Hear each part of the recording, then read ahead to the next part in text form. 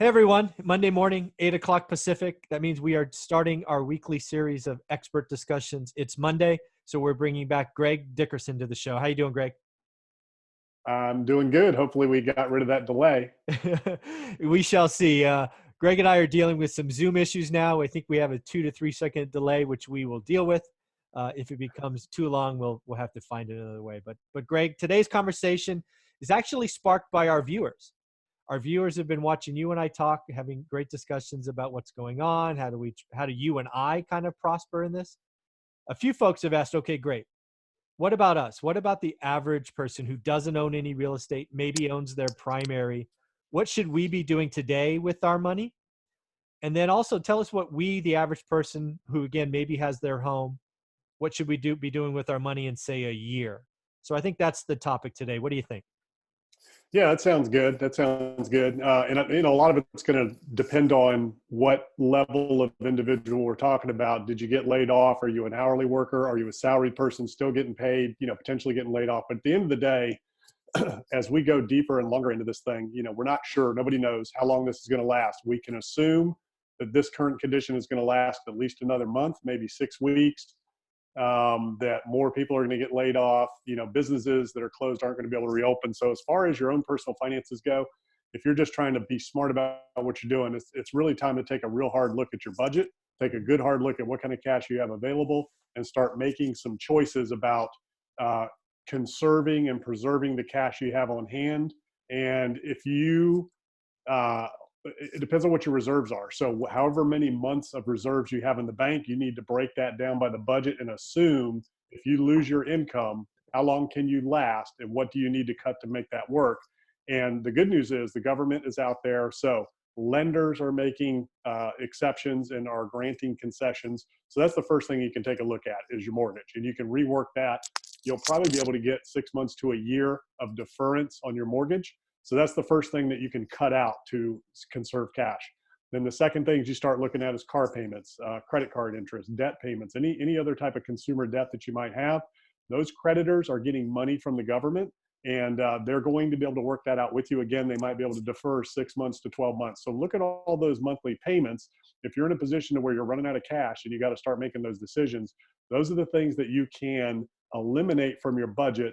And those, you're going to have to pay it back. It's not going to get forgiven, student loans, things like that, but they will move it to the back of that loan and just recalculate, and it won't affect your credit. So the good news is the government is on it. That's what they're arguing about in Congress today, are the little things to help the average ordinary people out there.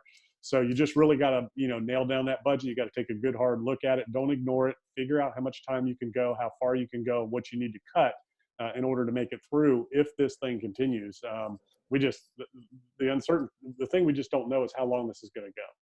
Yeah, what I would tell someone, again, lots of my family, actually everybody in my family is kind of in this situation, right? I've shared it kind of hit and miss there in different episodes, but my family is never been high income earners, very, paycheck to paycheck my entire life. They, for the most part, live that way today. So this is the honest discussions I've had with them for several weeks now, right? First and foremost, this is more evidence that, you need to have a financial reserve. I mean, it sounds harsh to say, but some of the folks in my family don't. They have chosen to keep spending on things that I consider to be frivolous. I have someone in my family that's still going out and getting nails done and these other things when they don't have any income. I mean, I just don't get that. And if you know our story at all, it starts with sacrifice, right?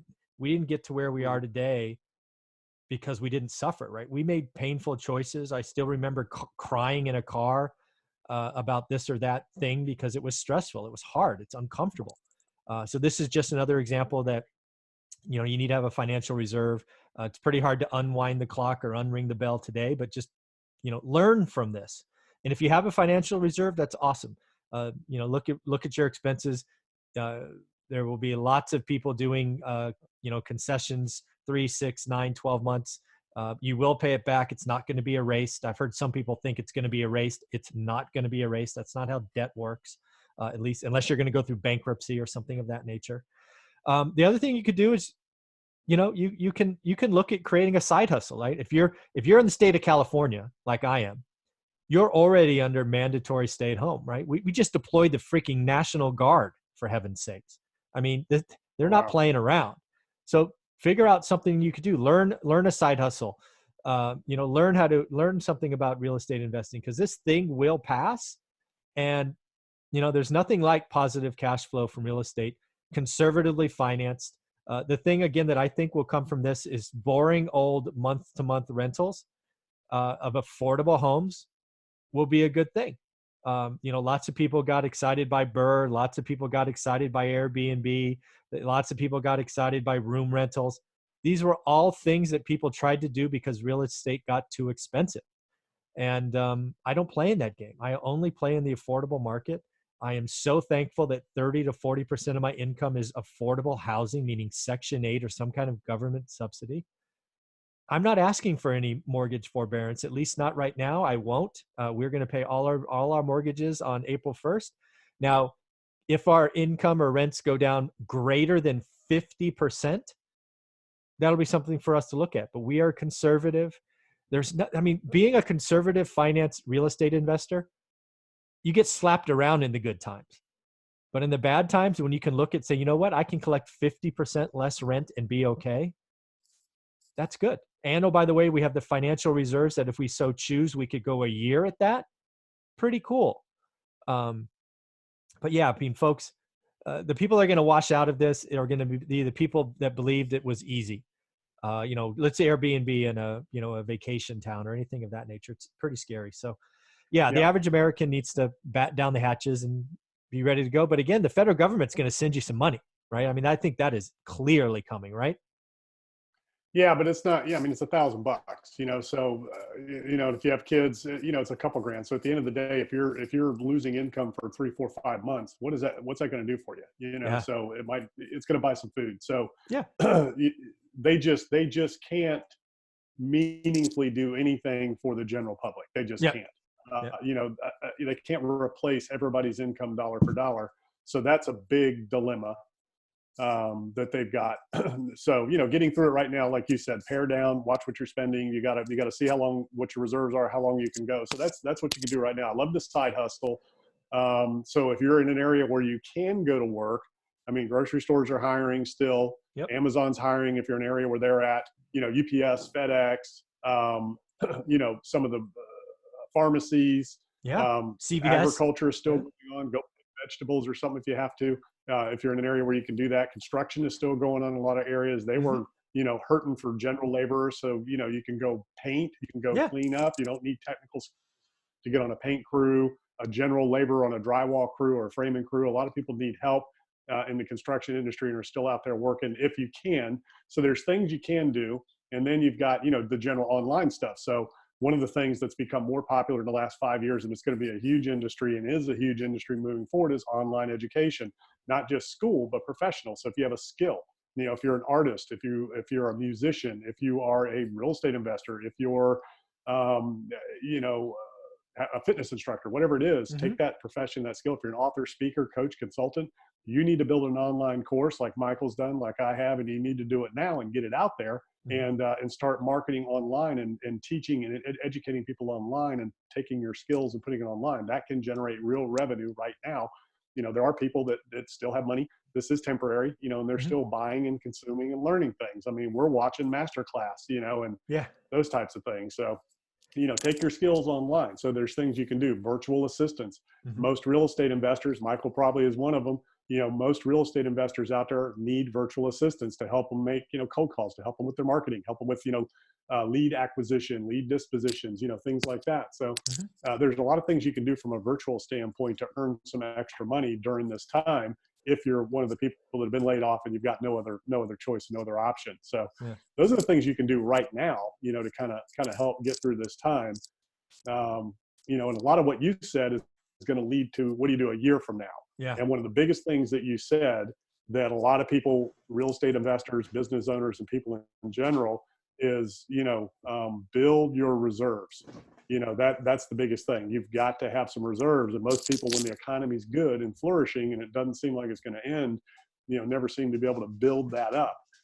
So that's one of the biggest things you can do on the other side of this, to be prepared at all times for your income to disappear for a year. You just never know when that could happen. Take this environment out of the equation, anything can happen that can cost you your income for a year or more. Yeah. Yeah. The last thing I want to say about today that I failed to mention in my kind of left turn that I took, or right turn, was let's not buy any stupid shit today. I don't want to hear Like about people. stocks. Yeah, like stocks, or even like purses and shoes. And I mean, I can already envision so many people in California sitting at home ordering more and more Amazon stuff, things. Oh, Yeah. I need what is that thing that cuts your hair? Whatever that is, the Flowbee or whatever it is. I mean, don't spend any stupid money today, right? This is the time to Yeah, I use conserve. one, So and you see what happens to me. Don't do it. clearly it didn't work. Just took it all off. Yeah, so that's the last thing I want to say about today. So the next thing is really important for us is let's look up, because even as the scary numbers come, right? They're talking about 30% unemployment and all these other things, at least temporarily. This is going to pass. Uh, what was hot for the last couple of years and excessive is not going to be, going forward. So what should the average person think about real estate investing? Is it something they should think about? What should they think about? What should they avoid? I mean, there's just so many things that I see coming, but let's talk about it. I've done a lot of interviews in the past, and we always talk about real estate as an investment. Is it a good thing in any environment? And at the end of the day, like we're seeing now, when you are in economic Armageddon, and I've used that term in many interviews last year, when you face economic Armageddon, which is what we're looking at right now, we could possibly be thrown into a depression for a short period, depending on how long this goes. That's a very real thing. People still need housing. People still need medical attention. People still need, food, still need gas if you're moving around, and education. So if you own those types of assets, even if the money is wiped out, you still have something you can trade. Michael, you own houses. So if your tenants can't pay you, well, they can paint, they can help you in your business, they can bring you food, you can trade, right? Yep. If the financial system melts down, well, the banks aren't coming after you because they can't do anything with it because nobody can buy it. Yep. So if you have the essential types of real estate that people always need and will always survive, no matter what the economy looks like, you will have something that is of value, that will never lose complete value, because again, you can still have a barter system. So in terms of generally investing in real estate, it is a good space to be in. What's not is stocks and bonds and equities and that kind of thing. As you can see, it's a game. It's gambling. It's up and down like this. And don't get in there right now if you don't know what you're doing. This is not the time. You can get wiped out. So so real estate's going to be good. There's going to be opportunities on the other side of this. It's going to be different based on how far and deep this goes. But the thing is, the Fed's jumping in. Yep. They're buying up all the mortgages. They're buying up all the bonds. They're buying up treasury notes. So, the question is how long this goes, how much of that quantitative easing actually gets pumped into the economy. What's the real result on inflation moving forward and real interest rates? And that could cause even a bigger problem on the back end. If we get through all of this, and then all of a sudden with all this money, that's literally, they're going to print money. Like literally, if you watch Neil, Kashkari on 60 Minutes, what a lot of people understand, how did they do that? How does the Fed get the money? They print it. They put more currency into circulation.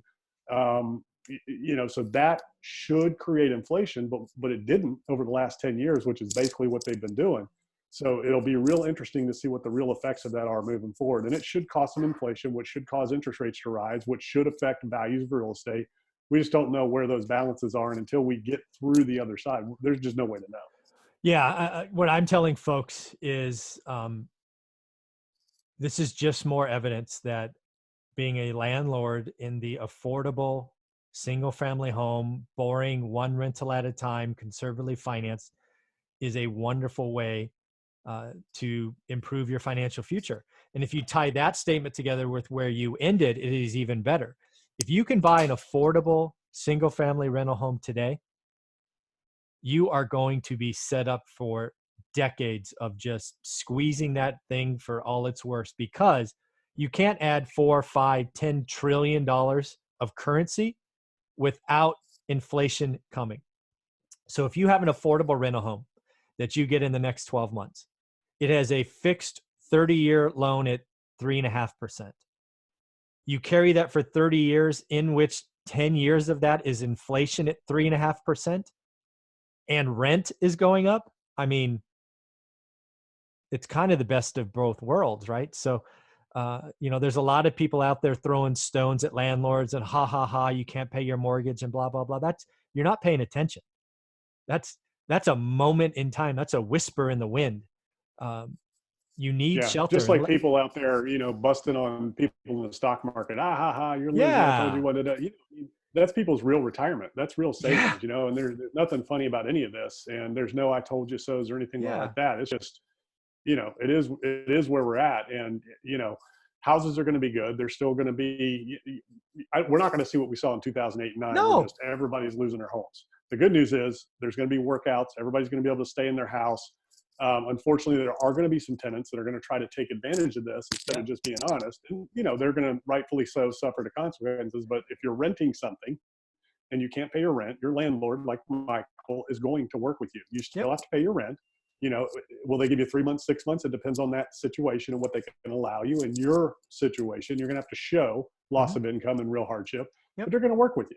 yep, They're going to help you get through it. One of the ways is if you've got security deposits, I'm sure you can apply that towards, rent as they go along and reduce their rent. Say, hey, and then, get a deposit insurance, for them down the road.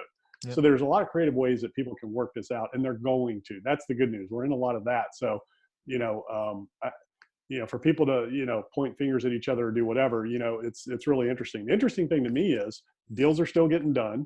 People are still buying. Markets are still hot and competitive in a lot of areas with multiple bids, multiple offers. I've seen last week a couple of multifamily deals that one guy backed out, had three other buyers that took it over, Hmm. and jumped in and paid, as much or more than they were paying. I've seen it in the housing market. I think you referenced in your area some of the downtown areas of San Francisco, multi-million-dollar properties still getting multiple bids and selling for more Hmm. than asking price. So Hmm. there's still people out there with money. There's still people buying. You can still get mortgages. You can still get, loans like, for the big commercial multifamily assets, life companies and balance sheet lenders are still lending. The agencies are still lending. It's just taking a little bit longer. So none of that has stopped. That's all still moving forward. The multifamily market is still a good, safe bet. But unfortunately, a lot of deals, a lot of skinny deals have been done in the last Hmm. year, particularly. But there's still, interestingly enough, there's still a lot of competition for certain assets out there, and still paying crazy cap rates. Yeah. Which to me right now it's kind of nuts. Because you want to factor in a little bit of a hedge for what could potentially happen here in the next 6 months to a year. Of a loss of income. But people are still Yeah. jumping at these things at crazy cap rates. Yeah. So, Greg, do me a favor. Watch your microphone. It scratches on your shirt a little bit sometimes. It just Yeah. started. So, but yeah, you're good. So, yeah, deals are still getting done. So, what I'm seeing in my market, again, residential, is the game changed here recently, not because of buyers have disappeared or interested in buying. It's the lending that changed. Because a lot of what you Hmm. saw the last 12 months that you referenced, skinny deals in multifamily, is too many people without money were using hard money players to get 90% loans, 100% of repair, and just churning that over and over and over again. That turned off last Yeah. week, and it frankly should have. Um, those people didn't have the wherewithal and their own money in the game, right? So basically, what happened is the buyers for distressed assets, at least in my market, probably fell by 80%, which is great for me because I'm the one of the few left with cash. And now what I'm telling all the wholesalers is you got to buy deeper. You got to buy Hmm. 20% on the market. So I will do more deals this year than last. We will buy prices that we were getting in probably 2016 or 15. And we will continue helping people. We will continue to be providing affordable housing. It is a wonderful business. You get to fix an asset. You get to put a family into the nicest thing they've ever lived in. And when the economy comes roaring back, the economy will be different. Sure. Some restaurants will never reopen. Some retailers will never open. But we're going to be fine. Once we stop the negative feedback loop, which is the cash coming to people, we'll get through this, whether it's 6 weeks or whatever it is. We just got to treat this as wartime footing. And this is a time we all got to come together, everybody, and they are doing it. The Fed, the government, the banks, owners, renters, everyone. And I look forward to having I look forward to be pleasantly surprised in 3 or 4 weeks when we finally all start going in the same direction. Yeah, yeah, it's interesting. Yeah, the hard money, private money, is starting to change. Equity investors are starting to change a little bit. The longer this goes, the worse Mhm. the stock market does. Yeah. The more, these cash investors are kind of saying, well, let's just take a pause here, which I think is smart because we just don't know where values are going to be. I mean, generally with houses, if it's a good deal now in a good competitive market, it's going to be a good deal 6 months from now, Yeah. especially if you can rent it. So, those things you can keep moving forward with, but the Airbnb stuff, the short-term rental stuff, Oof. I think you might want to pause on that right now. I had a lot of people asking me about the, vacation markets where I used to be from, and a couple of those, and I'm like, people are canceling reservations. We don't know, are they going to be able to even take a vacation this summer, or is it all going to get canceled? So I wouldn't buy a vacation rental right now without a hedge that you're not going to make any income on it this year at all, Mhm. and have a concession for that. I wouldn't buy it at market value. I would get a reserve or some sort of a discount to compensate for loss of income for this year, because we don't know. But right now, the way it's going, it doesn't look like those things are going to be open for business anytime soon. So that's what's interesting. And then, like you said, there's a lot of businesses that won't be able to open. So there's going to be a lot of retail assets coming on the block. I think where you're going to see defaults and foreclosures and people just throwing their hands up is going to be in the commercial market. Yes. That's already happening with shopping malls. A lot of the shopping mall owners are just giving those things back to the lenders.